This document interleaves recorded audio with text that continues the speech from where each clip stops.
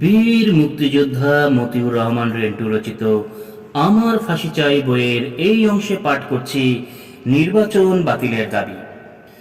আজ 30শে জানুয়ারি 1994 ঢাকায় প্রথমবারের মতো সরাসরি জনগণের ভোটে মেয়র নির্বাচন চলছে। সকাল 8টা থেকে বিরতিহীনভাবে বিকেল 4 ঘটিকা পর্যন্ত একটানা ভোট গ্রহণ করা হবে। গতরাতে জননেত্রী শেখ হাসিনা নির্দেশ দিয়েছে আজ 30শে জানুয়ারি সকাল 6 ঘটিকায় 29 মিন্টু রোডে তার বাসায় হাজির হওয়ার জন্য।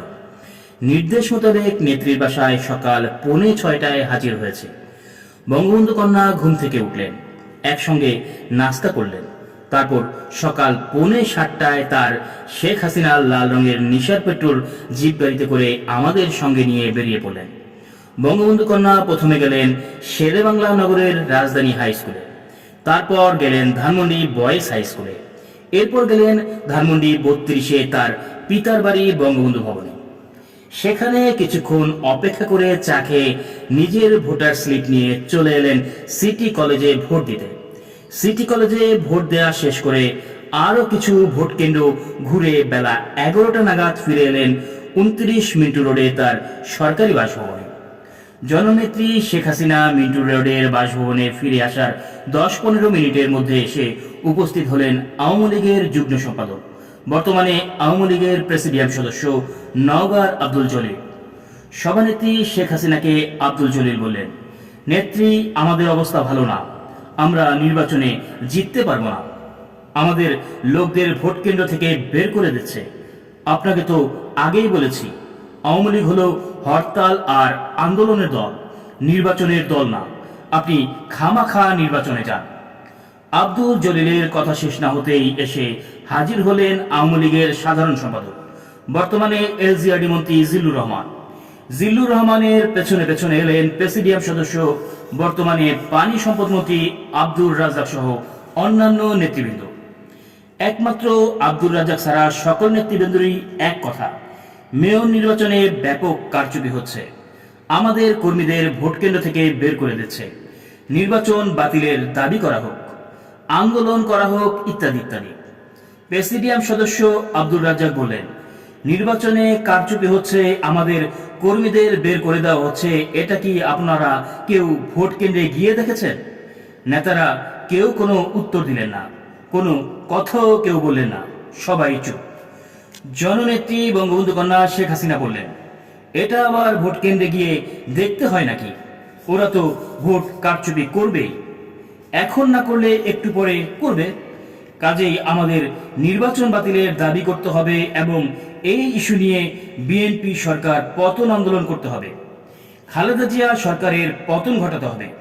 সঙ্গে সঙ্গে টেবিল টেলিফোন সেট দিয়ে বঙ্গবন্ধু কন্যা শেখ হাসিনা স্বয়ং প্রধান নির্বাচন কমিশনারকে ফোন করলেন।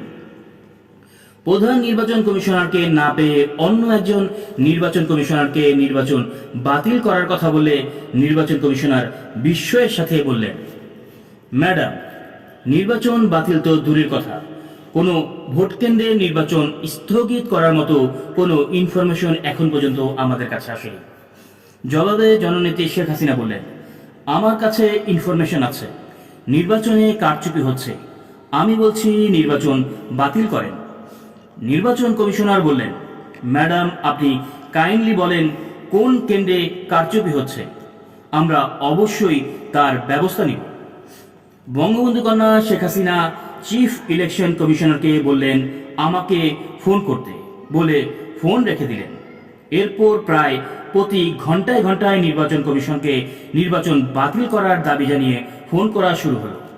বিকেল 4টা নাগাদ একবার প্রধান নির্বাচন কমিশনার জননেত্রী শেখ হাসিনার নির্বাচন বাতিলের দাবির জবাবে বললেন, ম্যাডাম, আমি ইতিমধ্যে প্রয়োজনীয় ব্যবস্থা নিয়েছি, সামান্য গোলযোগের কারণে আমি কয়েকটি ভোট কেন্দ্রের ভোট স্থগিত করেছি। শেখ হাসিনা পুনরায় নির্বাচন বাতিলের দাবি করলে প্রধান নির্বাচন কমিশনার বলেন, ম্যাডাম, আমি নির্বাচন কমিশনে বসে নেই, আমি সরাসরি ভোট কেন্দ্রে গিয়ে নিজেই নির্বাচন পর্যবেক্ষণ করছি, আপনি নিশ্চিন্তে থাকুন, যে কোনো প্রয়োজনীয় সিদ্ধান্ত নিতে আমি মোটেও পিছু পা হব না।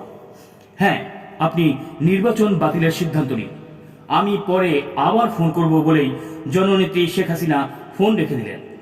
এরপর প্রায় 15 বার ফোন করেও প্রধান নির্বাচন কমিশনারকে পাওয়া গেল না, কিন্তু রাত 10টার সময় প্রধান নির্বাচন কমিশনারকে পাওয়া গেল। প্রধান নির্বাচন কমিশনার ফোন ধরতেই বঙ্গবন্ধু কন্যা শেখ হাসিনা উচ্চস্বরে বললেন, কি হলো, নির্বাচন বাতিলের ঘোষণা দিলেন না? প্রধান নির্বাচন কমিশনার বললেন, ম্যাডাম, আমাদের কাছে যে ফলাফল এসেছে তাতে মেয়র পদে মাছ মার্কায় মোহাম্মদ হানিফ বিপুল ভোটে এগিয়ে রয়েছে। এখন আমরা কি নির্বাচন বাতিল ঘোষণা করব? শেখ হাসিনা বললেন, জি জি। কি বললেন? হ্যাঁ ম্যাডাম, এখন পর্যন্ত পর্যাপ্ত ফলাফল অনুযায়ী মেয়র পদে মাছ মার্কায় মোহাম্মদ হানিফ বিপুল ভোটে এগিয়ে রয়েছে এবং মোহাম্মদ হানিফের মেয়র হওয়া প্রায় নিশ্চিত। আমরা কি এই নির্বাচন ফলাফল বাতিল করব? তাই নাকি? না না, বাতিল করবেন কেন? আপনি খেয়াল রাখবেন যাতে এই ফলাফল উল্টে না যায়। আমি পরে আবার আপনার সাথে যোগাযোগ করব। এরপর জননেত্রী Sheikh Hasina table telephone set বন্ধ করে উপস্থিত সকলকে উদ্দেশ্য করে বললেন, শুনলেন তো, হানিফ নাকি মেয়র হয়ে যাচ্ছে। এখন তো আমাদের নির্বাচন বাতিলের দাবি করা ঠিক হবে না, কি বলেন? জিল্লুর রহমান বললেন, দেখেন, এইটা আবার কোন চাল?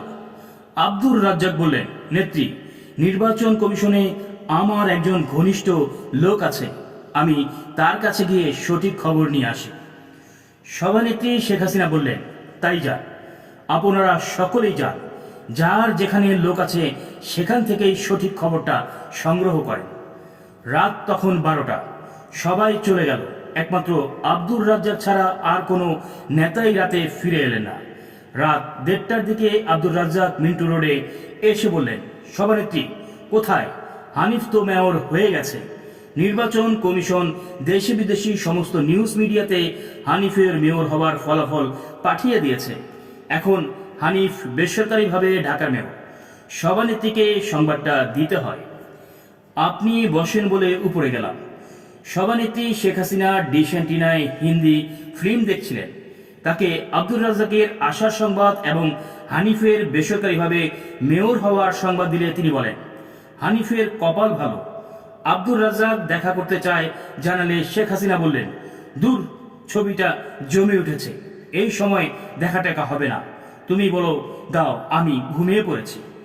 তথাস্থ নেত্রী বলে নিচে এসে আব্দুর রাজ্জাককে বলা হলো, আপনি চলে যান, নেত্রী ঘুমিয়ে পড়েছেন, আজ আর উঠবেন না।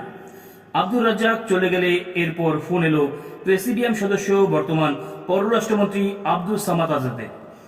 সভানেত্রীকে সামাদ আজাদের ফোনের কথা বলা হলে তিনি ওই একই কথা বললেন, দূর, সিনেমাটা জমে উঠেছে, বলে দাও ঘুমিয়ে গেছি। এরপর থেকে যেই ফোন করুক বলে দেবে ঘুমিয়ে গেছি। এরপর থেকে বিরোধী দলীয় নেত্রী শেখ হাসিনা যে রুমে বসে ডিশ অ্যান্টিনায় হিন্দি ফিল্ম দেখছেন সেই রুম থেকেই হ্যান্ডসেট দিয়ে যেই ফোন করেছে তাকেই বলে দেওয়া হচ্ছে নেত্রী ঘুমাচ্ছেন। এই নিয়ে আবার জননেত্রী শেখ হাসিনা এবং উপস্থিত হিন্দি ফিল্ম দর্শকদের মাঝে হাসাহাসির রোল পড়ে গেল।